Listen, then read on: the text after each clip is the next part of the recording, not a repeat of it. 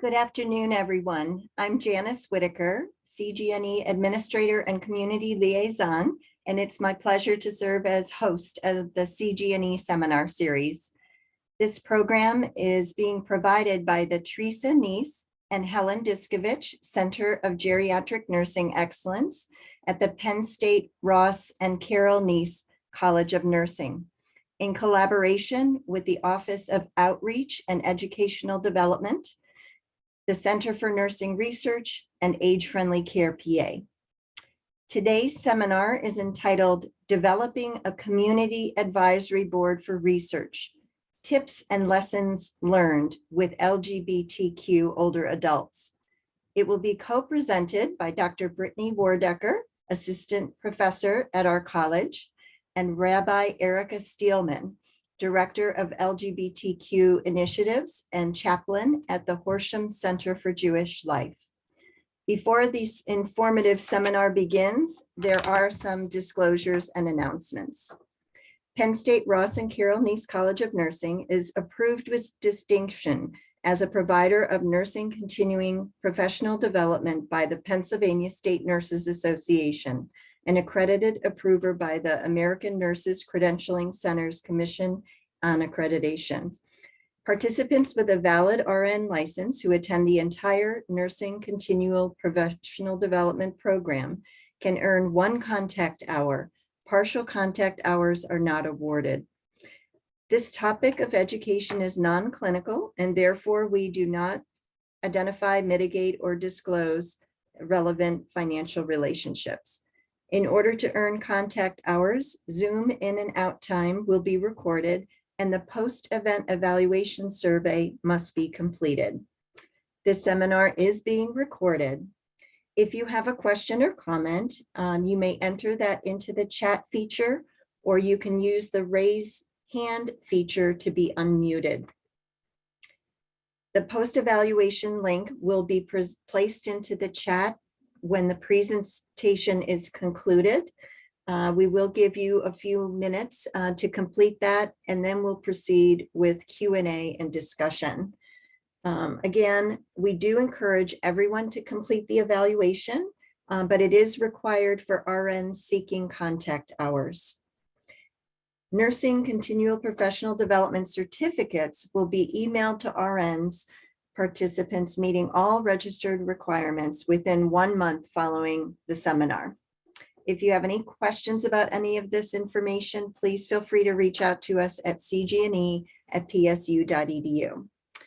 And now it's my pleasure to introduce Sharif Olarawuna, one of our graduate PhD student affiliates. Sharif has been an active participant with CGNE activities, and I'd also like to take this opportunity to congratulate him on recently presenting a poster at ENRS on his emerging dissertation on nursing workforce. Thank you for being with us today, Sharif, to introduce our speakers. Yeah, thank you so much for the introduction. So my name is Sharif. Our first speaker, Dr. Wardecker, is trained as a psychologist in the area of sexual and gender minority, health and aging. She received her PhD in psychology from University of Michigan and subsequently began training in the Center for Healthy Aging at Penn State at T32 postdoctoral fellow, funded by the National Institute on Aging. As an assistant professor in Penn State's Nursing College of Nursing, Dr. Wardecker has developed a theoretically driven research program that wants psychological science to promote well-being and induce social and health disparity among lesbian, gay, bisexual, transgender, and queer LGBTQ people. In a primary line of research, she studied LGBTQ health and wellness, and in a secondary line, she examined processes for healthy aging in later adulthood.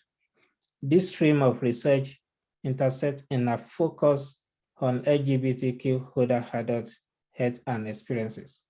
She has published and presented on several themes of LGBTQ health and aging, and our research is influenced by scholarship in psychology, public health and policy, and nursing, all of which inform our motivation to conduct translational science. So our second speaker, Rabbi Erica Steelman, is graduated from UCLA in 2003 with a master in public policy and a concentration in gender and sexuality. She took classes at the UCLA School of Law and worked as a research assistant at the Williams Institute.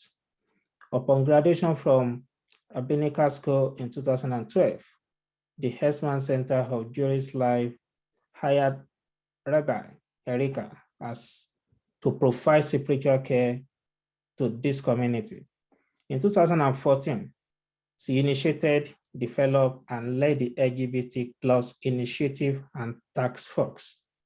Rabbi Erica continued to forge her own path to address gaps in care, services, and other resources for disenfranchised and marginalized individuals and community.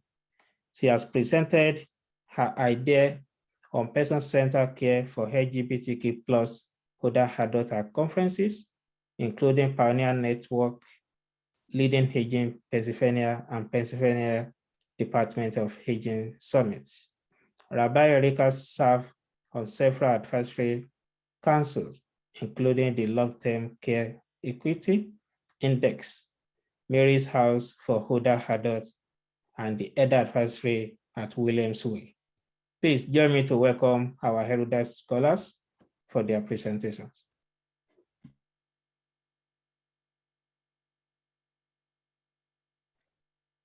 All right, thank you, Sharif, for that very nice and comprehensive introduction. Yes. So Erica and I are going to talk about our experiences of working together to develop a community advisory board and share some of our tips and lessons that we've learned along the way. So I'm going to let Erica steal the show for the first half, and then I'll pop in for the second half. So let me move forward here. Okay, go ahead, Erica. Okay, thank you, Britt, and thank you again to the Penn State nurse community, all of you, for inviting me to participate in this discussion. This right here, the slide you see, is how we've structured our time together. There's so much information we would love to cover with you. This hopefully will get you excited and want more, but of course our time is limited. But we're gonna go through and start with some big questions, get into our specific pilot study, and then talk again about the bigger issues that CABs can address. We have a little poll that we would just out of curiosity love for you to do, and this is like speed dating. If you could just do it real quickly, like 20-30 seconds. I don't always like answering these polls, but hopefully you might be up for it.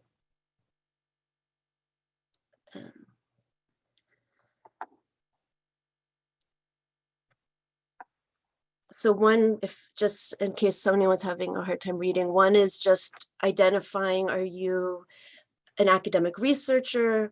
Do you, like me, work in healthcare, providing direct care? Are you a student in one of these areas? Do you fund research? Do you work as an administrator in an organization or other?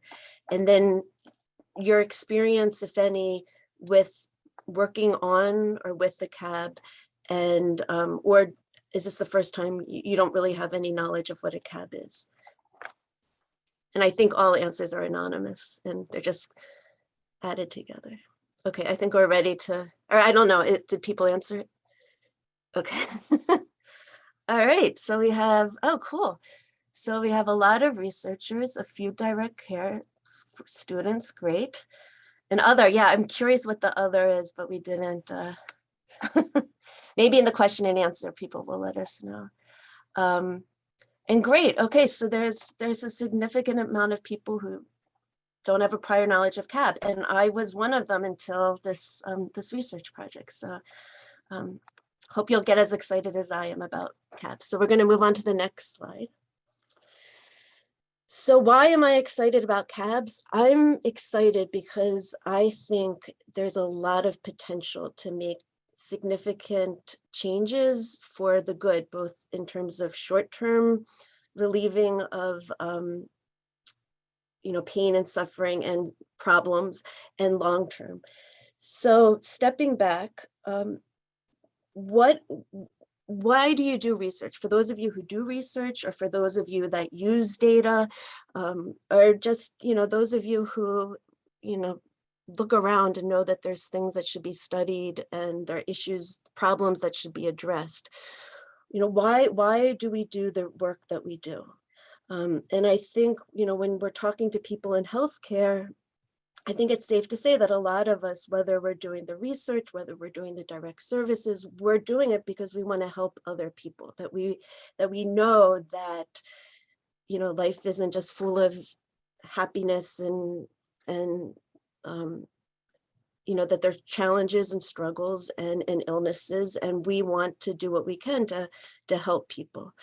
And but then, when we get into the nitty-gritty of our roles, what impact do we actually have on other people? So one of the things I hope you'll take away from our project is a desire to cultivate a self-awareness. There's a term, cultural humility. And basically what that says is that, we know ourselves, but there's so many different people out there, right? And everyone's basically an expert on only themselves. And so whether you have a PhD and, decades of experience researching, or whether you don't, that everyone actually does have knowledge and information and value, and that humility is really important if we're actually going to try to make positive change.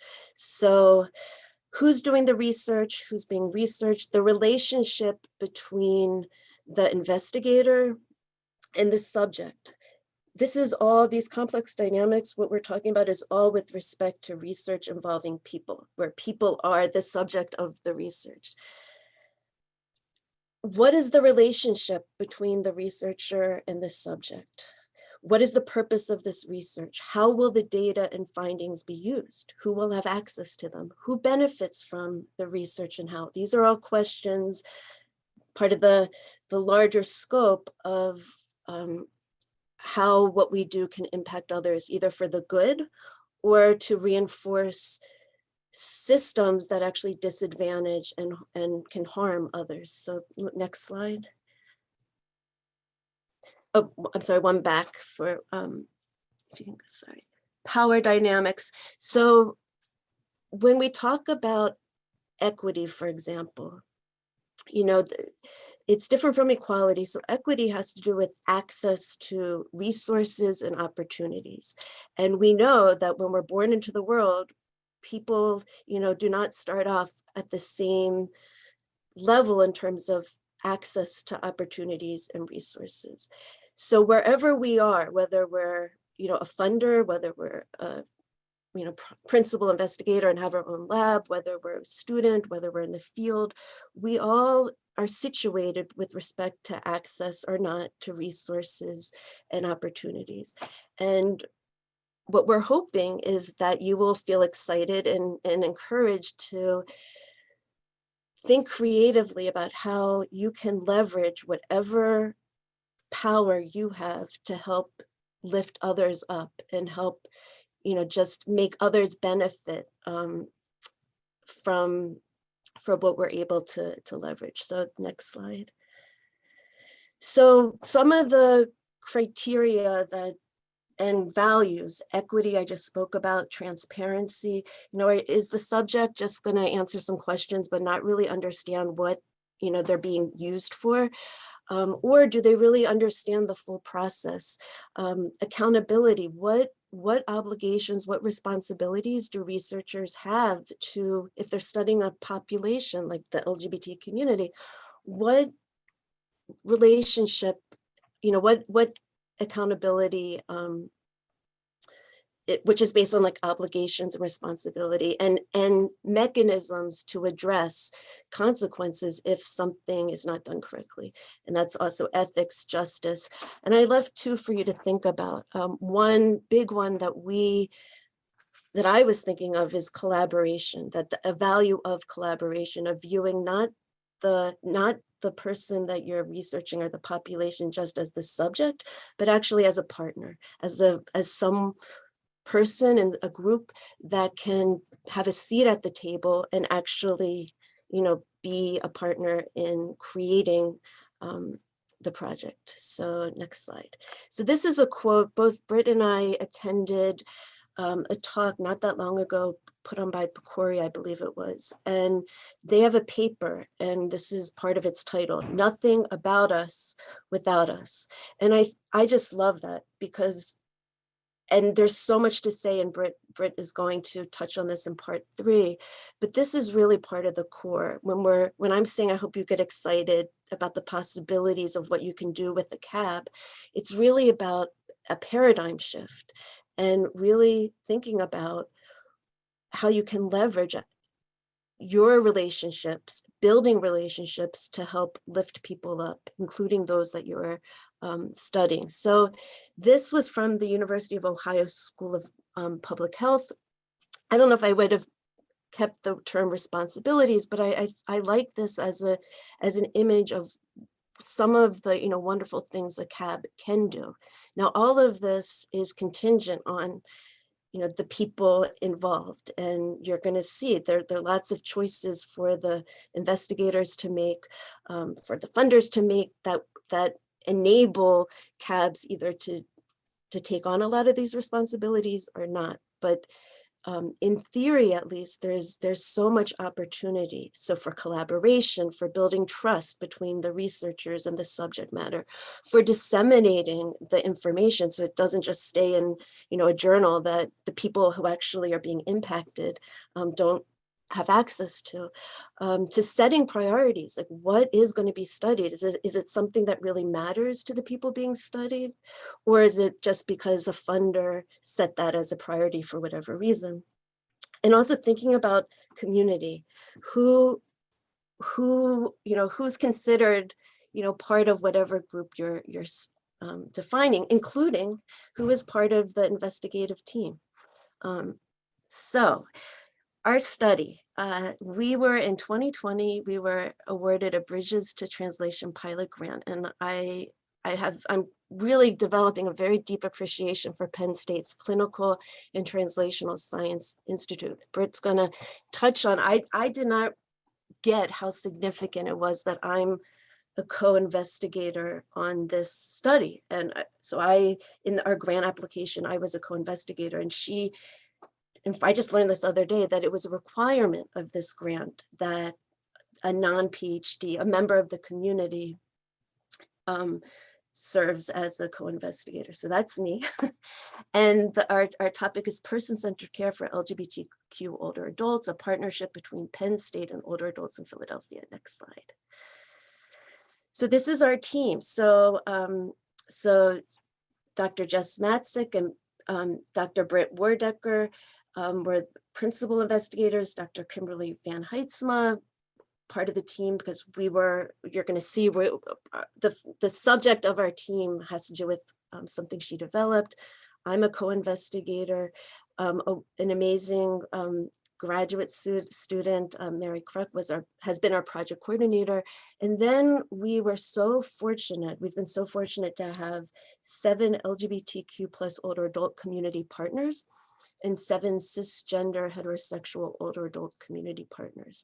And those are the people that form the CAB. So I'm gonna do this pretty quickly because it's really about the CAB, not specifically what we studied, but there's the tool, the Peli, which I think probably many people know. Next slide. And it has questions for how to customize care. So because no one person there's no one size fits all, whether it's what you want to wear, what music you like. So many different things in our daily lives are, our preferences and needs. And, and they vary from person to person. So when I started at working in this long-term care community, there were a lot of talks that I attended about the Peli. And I noticed there was some very important content missing. There was no way to acknowledge and indicate one's sexual orientation or gender identity. And I know, as being a member of the LGBT community, that we can be, in plain sight, but not seen, because unlike some other identity markers, you can't know someone's sexual orientation or gender identity, even if you think you can, unless you ask them. And if you don't have ways to show that you're open to, first of all, knowing, then you communicate that you're making all sorts of assumptions. So I approached Dr. Kimberly Van Heitzma back in 2015 or so and mentioned this. And this is an example of what we're talking about.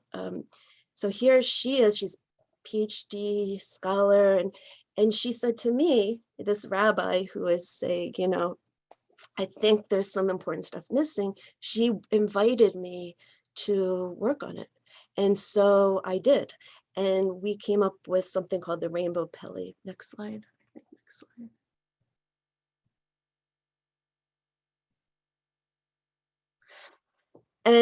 But it wasn't scientifically validated. And we were limited in what we could do because of the scientific validation, but it was there. But my limitations as not being a academic, we couldn't take it further in terms of validating. So it was there. And then flash forward, Britt enters the scene, and we actually developed a relationship based on, we met at a summit in Harrisburg, and Kimberly, put us together.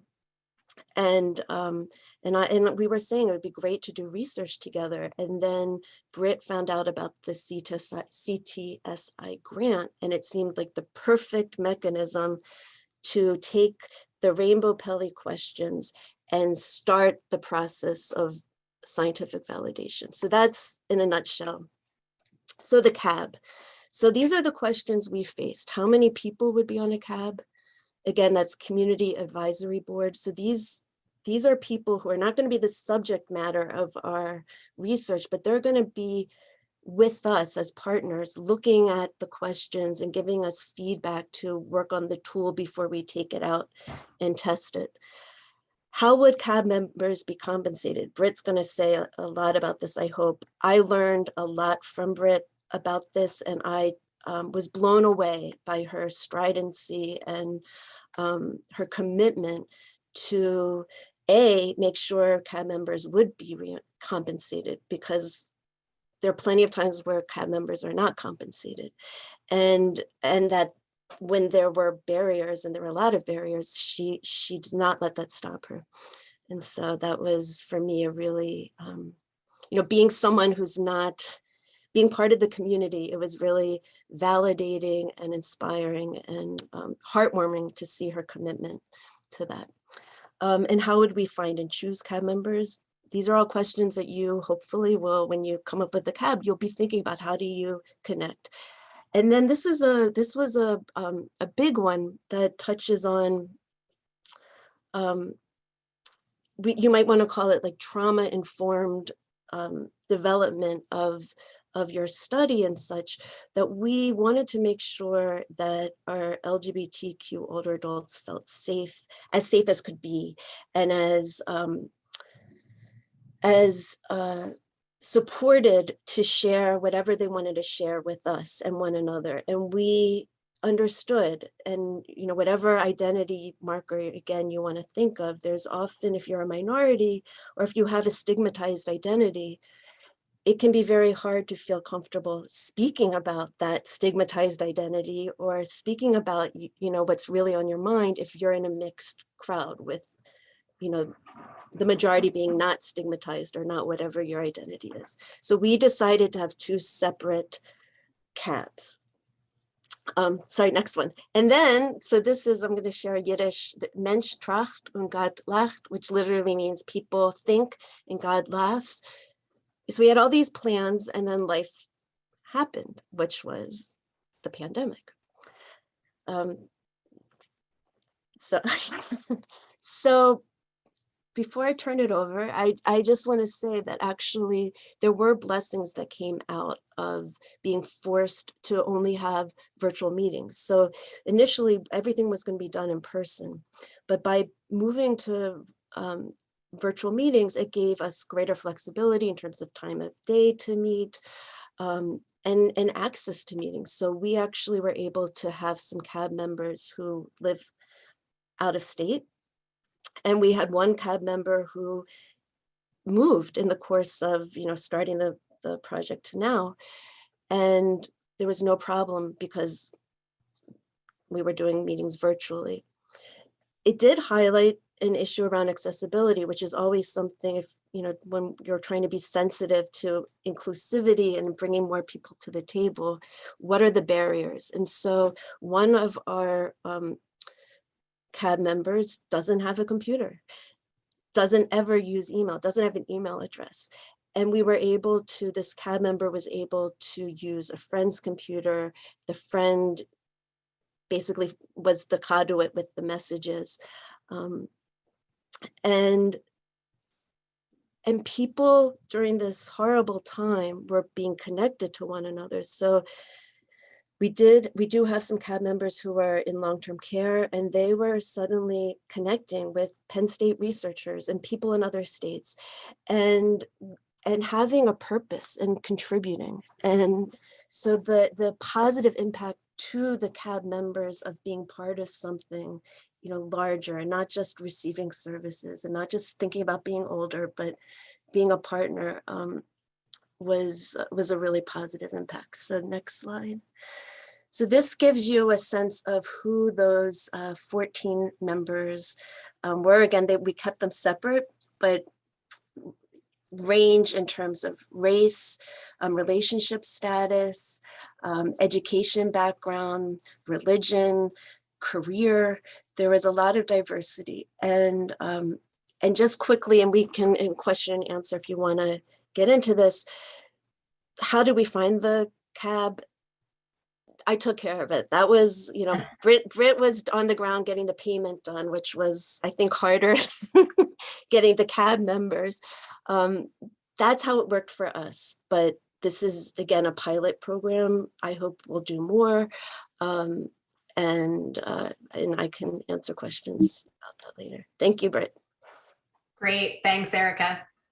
Thanks. So I'm going to recap what Erica went over. So just to kind of recap our project. So we're going to, our point today is to talk about how important community advisory boards are, how important we think they are, why we think they should likely always be used, and how they've been very informative for our project. So as Erica mentioned, basically the idea for us was that we came together and we, as Erica had mentioned, she worked, a very long time ago with the Peli, and we kind of got together and wanted to see, with a community advisory board, what our LGBTQ individuals thought of the questions as they were, and or if they had any changes they would like to see that maybe made the Peli questions more inclusive for LGBTQ people. And then we also had a heterosexual group just to kind of make sure that whatever changes the LGBT group thought made sense, did they also kind of make sense for a general audience as well. So we're on this, we're going to talk more about CABs now moving forward, just in general, so that you all can get some thoughts about what it's like to use a CAB. But I did want to, sorry, I saw we had a chat here. I did want to kind of just recap what we plan to do with this. So we had spent a lot of time building capacity to do this, which includes having a community advisory board. And now we're on the back end of having all of our questions tested or reviewed by our community advisory boards. And then we'll actually administer those changed items to a national sample and kind of move forward with validating those questions. But what I want to get into, and as we were also working with our CAB, we use the Delphi technique, which is not something we need to really get into, but there are different kind of techniques to aggregate opinions from diverse experts. So we basically kind of showed the questions to our advisory boards and said, do you think this is clear? What do you like about it? What do you not like? What's missing, et cetera? And I'm going to give you some examples of what our CABs taught us, actually. So this is an example from the Peli. How important is it to you to choose who you'd like involved in your discussions about care? And just at face value, that's a wonderful question, right? Anybody would love to, be able to respond and say who they want in their care. But what we learned from our LGBT advisory board is that family and friends, so some of the options are, family, friends, spouse, brother, significant other, et cetera. So in the blue, you'll see what we learned from our LGBT advisory board is that family and friends could be sort of a triggering word because many of these LGBTQ older adults grew up in a time where, there were not many, that was really a fight for LGBTQ rights. And it was a very difficult time where people may have been, disowned by their families, may not have been able to have children, likely living alone, growing up alone, a lot of stigma and discrimination. And so maybe having family and friends is not maybe the best language to use. And they suggested maybe instead saying people that are important to me. And they had actually added, like, for many LGBTQ people, because of, the trials and tribulations of having an LGBTQ identity, many people are still very close with their former partners. Maybe have a community member who is really advocating for them. And then in terms of having someone who's professional advocate for them. So they just thought some of these additions, and it's really cool because really we're not doing much. We're not getting rid of things, we're just kind of adding to make things more inclusive for people to be able to answer in ways that better reflect their lives. So here's just one or two more examples. How important is it for you to be involved in choosing your roommate? And so our advisory board taught us that for them, it's important for somebody who they themselves may be an LGBTQ ally. And again, these are, in many of long-term care facilities, some people live alone, but some people do have roommates, and some people often don't get the opportunity to choose who their roommate is. And that's a practical issue. That I know Kimberly Van Heidsma is working too on the Peli to make sure that people's choices and individual decisions are respected. So, our CAB also mentioned somebody who respects my pronouns or is politically friendly, et cetera. So they taught us a lot about, what that looks like to have a roommate and how it's feasible to see if we can, have a roommate that is accepting of them and they're feeling comfortable and safe in their environment that they're living in. And then the last example is how important is it to you to choose what name you'd like me to use when I greet you? And so one of our CAB members brought up that nickname isn't something that they'd prefer to be asked because, what name do you like me to use? I just want you to use my name, right? So not a nickname. Using MX is more of a gender neutral term for the way that you could instead replace Mr. or Mrs. to make it more gender neutral. And then they asked that they would like us to change what pronoun would you like me to use when I greet you, and they said, it's not really what I would like you to use, it's what I want you to use. That is my pronoun. And so, they suggested an option of my pronouns, are not listed here. I use, and then you can, fill in the blanks.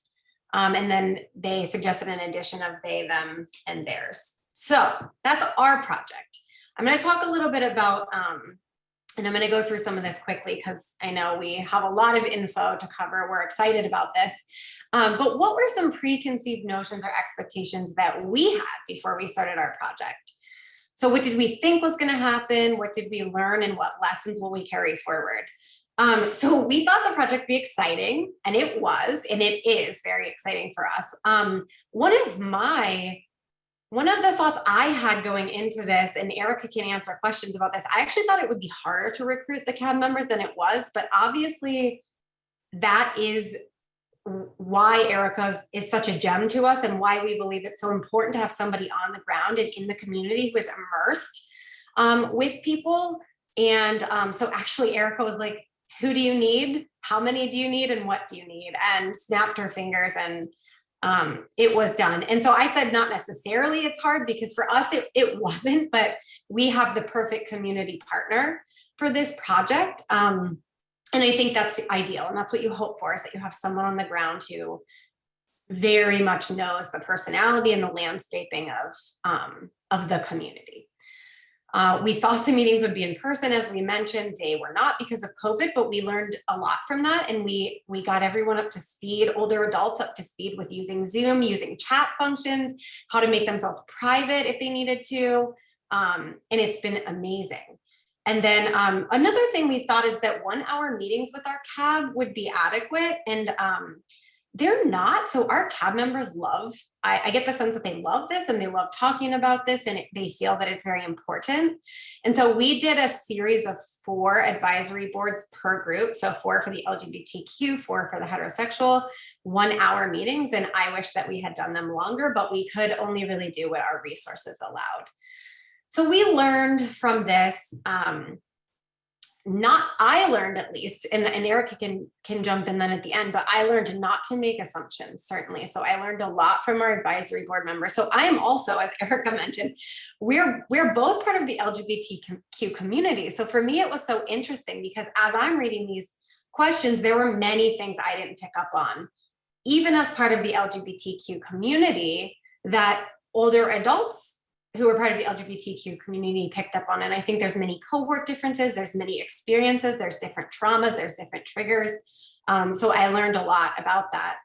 I mentioned that we learned Zoom. We also learned that, I think this is key, that a top-down approach to research is just not ideal. So kind of speaking more broadly and more meta, I think we know that research priorities are often identified by funders and researchers, not by the community. And what I learned is many of the calls I see to, to enhance the lives of LGBTQ people are not necessarily driven by the community, and not necessarily accurate to what they need in their immediate needs and goals. So I think it's important that some of these priorities are created with community members before they're even prioritized and put out there. And then we definitely learned that we need to be flexible and nimble. This doesn't happen quickly. We need to, respect our community advisory board's time, shifting needs. We've had people have health concerns that we've had to move things around. We've had somebody who we thought was going to be able to participate and ended up having some health concerns. So it's definitely, something that we've learned to work with and make sure that everybody can participate. And then we also learned that there are a lot of barriers, and we've learned how valuable CABs are, but that universities could do a better job of making things easier. And so, we had a lot of budgetary constraints that kind of prevent equitable budgeting from the get-go. So CTSI again did a great job, but there's still caps on what the percentage of the budget that we're able to give community advisory or community partners. Often community partners can't be a PI or COI. So I ran across this in a PCORI grant. I'm not saying this is every call by any means, but it's many of them. They're just not set up for equal partnerships between communities and PhDs or researchers. So oftentimes you cannot list a PI or a COI as a community partner. And payment for CABs can be an obstacle because they're actually not research participants. And that's something I can get into in the Q&A, but it was very difficult to figure out how we could, even though we had budgeted this just through department and university constraints,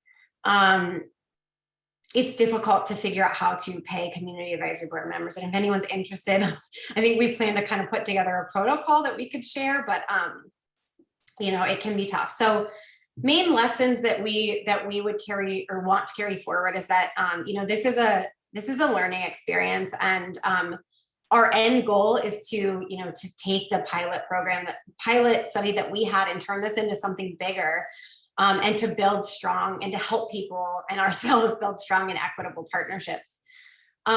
We also learned that, you know, we had 2 advisory boards, and we learned that, you know, we had to treat them equitable, but maybe not equal. So with our LGBT board, we had to be more sensitive. Like, we didn't want to recreate trauma. So for some people, maybe, like I said in the beginning, seeing the word family and friends could be traumatic. That's not something that we necessarily had to think about or kind of, you know, put any context around for our heterosexual group.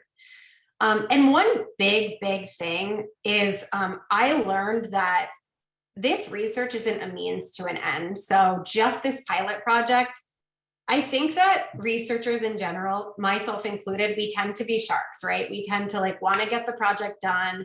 We need to be writing, we need to be producing, and we are not, I think we can't think about working with communities as a means to an end. I think in thinking about this more, there's so much benefit to communities and to researchers during the research process. So I think it's important to consider providing opportunities for your advisory members or your community partners beyond financial incentives. So as Erica said, like our groups met during COVID virtually, but it still helped them forge community connections and have peer-to-peer conversations. It was, you know, these are when you think about working with community partners, you can think about professional development for staff, or training and mentorship for just individuals who are part of your community advisory boards or your community partners. And another thing I learned is that community partners like Erica really helped to translate for us. So there have been times where myself and Jess and some other people on the project, we didn't actually quite know where maybe someone was coming from on our advisory board, or we didn't understand the full context, and Erica would really take us a step back and help us to kind of meet the person where they were. Okay, so last but not least, certainly not least, is we believe that advisory boards can really help to address systemic injustices. And I'm just going to spend a few of our last minutes telling you why. So one, I personally think this is so cool. So we were able to, and we're not the only ones who do this, many people do this, but this is something I find really kind of invigorating with working with community partners, is that we were able to leverage funding. So our funding trickled from the National Institute of Aging to CTSI at Penn State, which is the Center for Translational Science Institute, and then to us, right?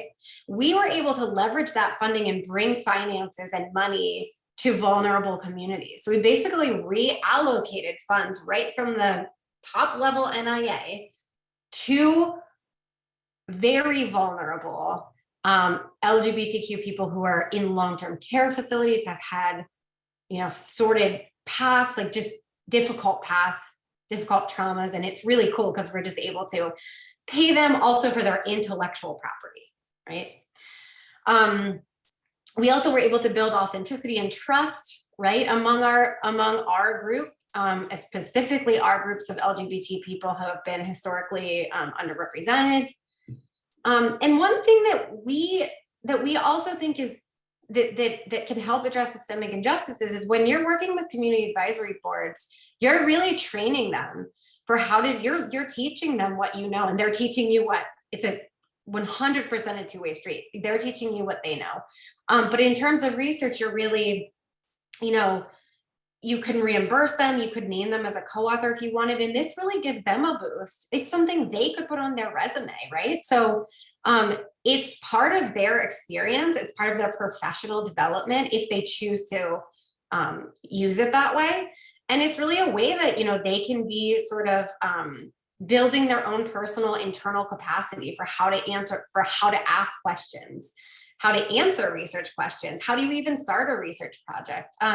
So we're kind of helping to create opportunities for contributing to homegrown research projects, like projects that, you know, even though I'm a PhD human researcher, I would hope that some, you know, like long-term care facilities and you know, LGBTQ community centers could begin to have the capacity to do research on their own without us. So as I mentioned, oftentimes many of us are working with vulnerable populations, and communities often have a very difficult relationship or history with researchers and universities. They report that, you know, many of them have felt exploited for academic prestige. And oftentimes when we as researchers reach out to community partners, we don't think about the resources they need to do the job that they need to do. We kind of just ask them, can we use their data? Can you get us these participants? Like, we need to make sure we're meeting their needs and giving them and writing in the resources they need to the extent that we can. And I also think having a united, this is not something we did. So I will definitely say, to be transparent, I sort of, you know, we sort of created this grant, this pilot grant that we worked on, and the community advisory board in some ways was an afterthought, and not an afterthought in the sense that we knew we were going to do a community advisory board, but we did not speak with our community before creating our budget. So I think it's important to have a united front before your budget's even created, to make sure everyone feels like their time is being respected and that they're feeling valued for the work that they're doing. And that everyone feels like, you know, they're being,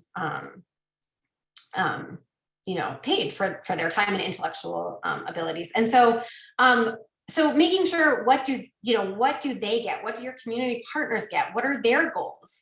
Maybe they want to be part of a publication. Maybe they want to help you write. Maybe they want to, maybe something like an LGBTQ center wants to have access to the data that they are, you know, allowing you to use their participants to collect.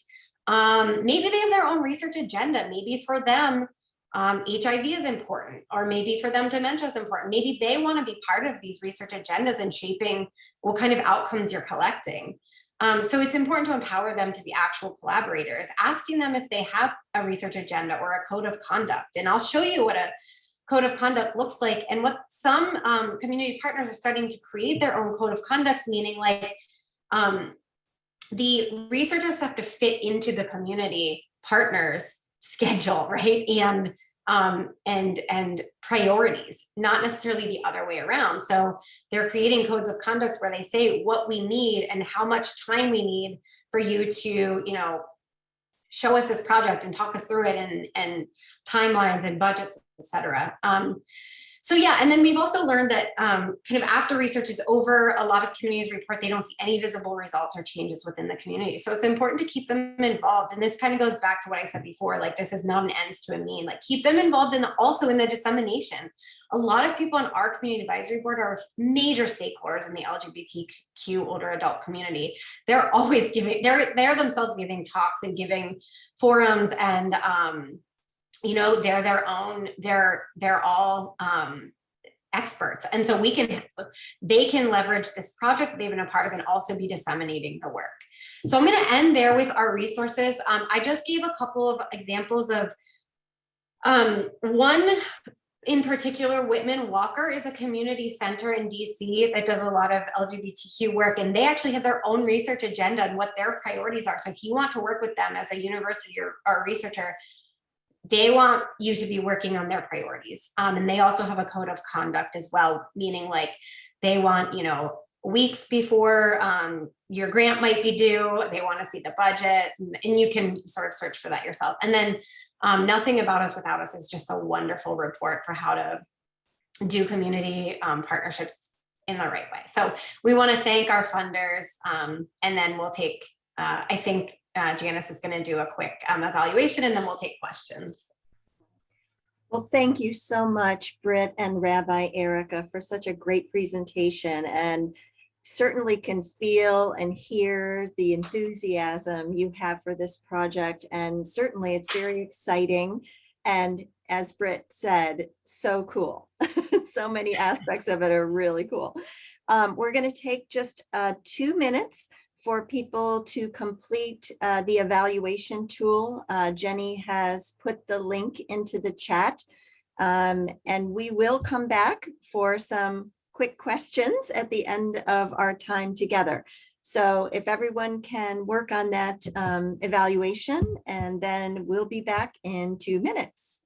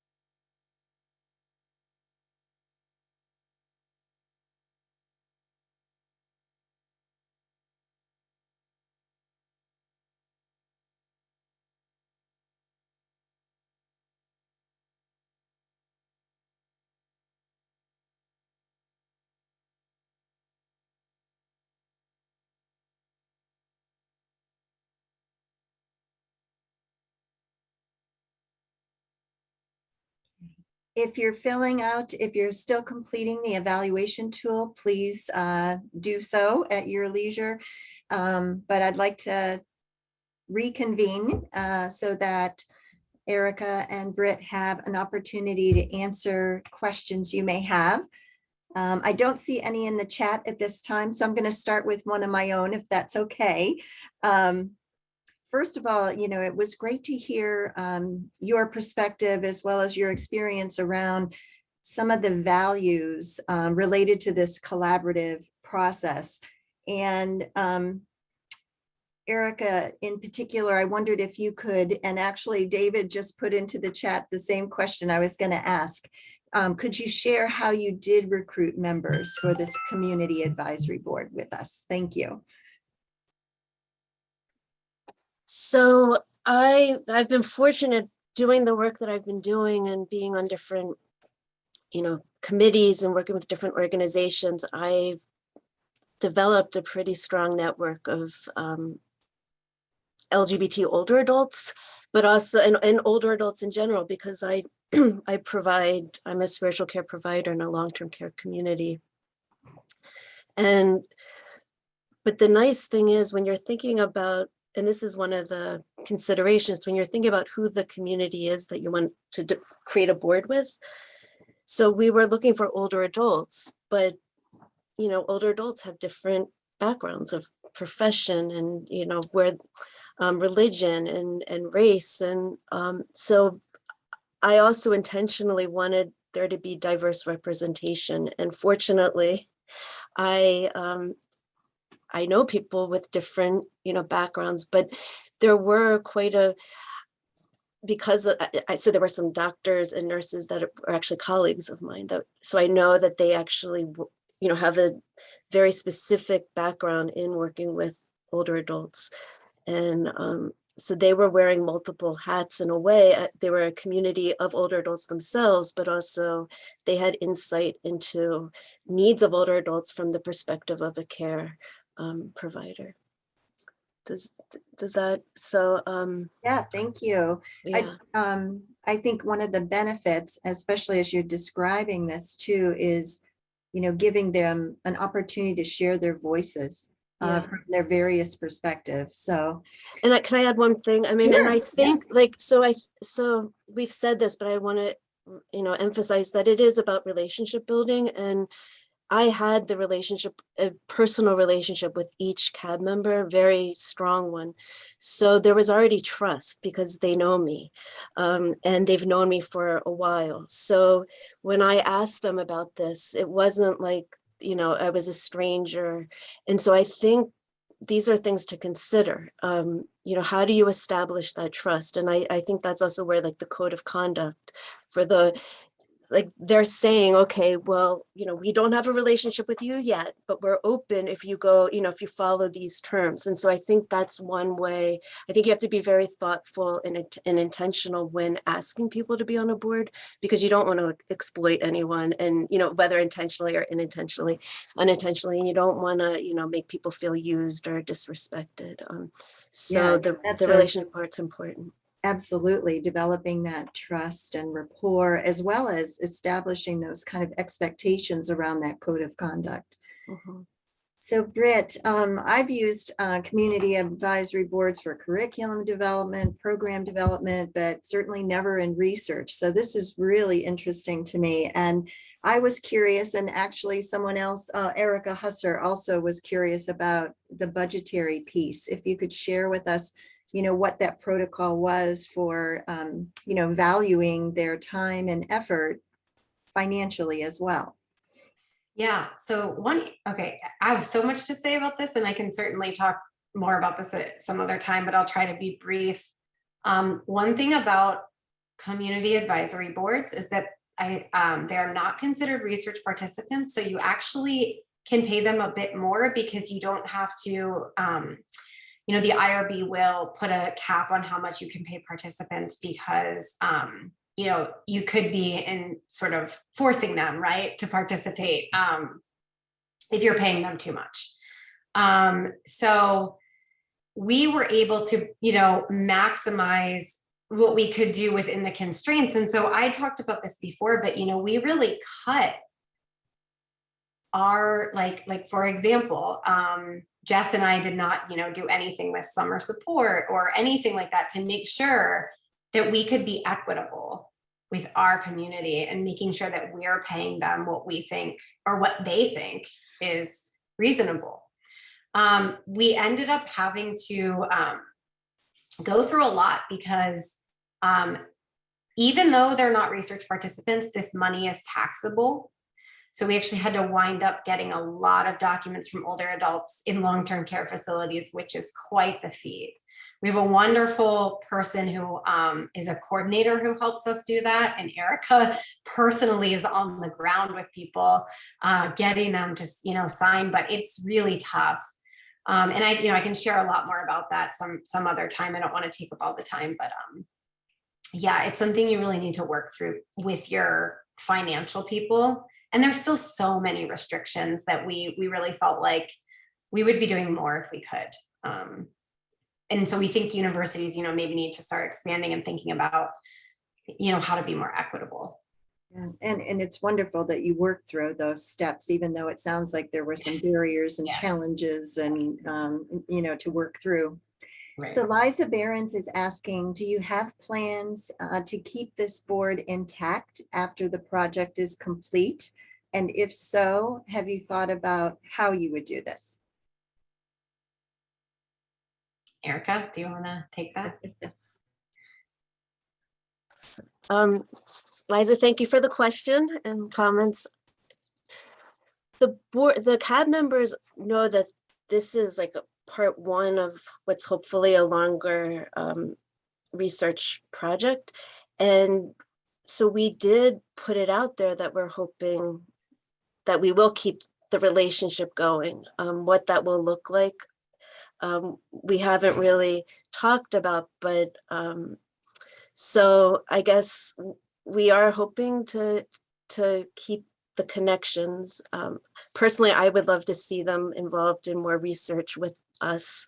So, but even, I know Britt was talking about, you know, even if it's not, it could be just to have a check-in, you know, and in the literature, they do talk about this, that once, you know, you help people establish connections and foster community, they know there's a connection there. So we've met for an hour, but it's been the agenda of, looking at the questions. What if we met and it was just to socialize? And we actually were hoping to have an initial welcome everyone with food. And then at the end, have the two cabs meet each other. That was our hope.